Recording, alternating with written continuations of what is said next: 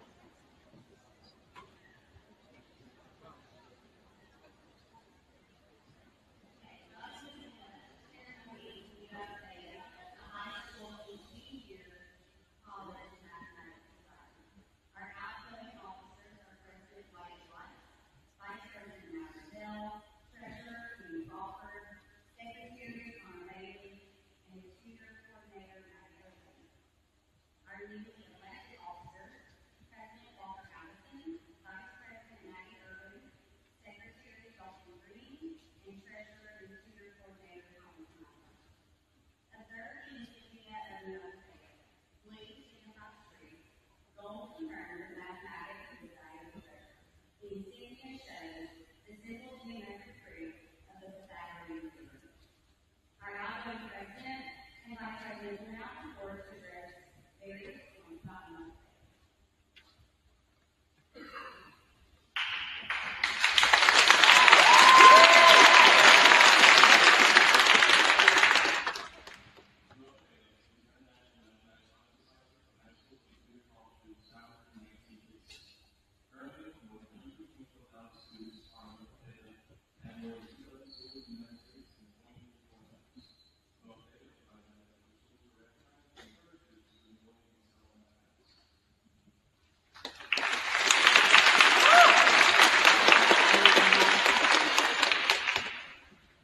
Students eligible for no credit have completed a minimum of 2 full years of honors college preparatory math, including honors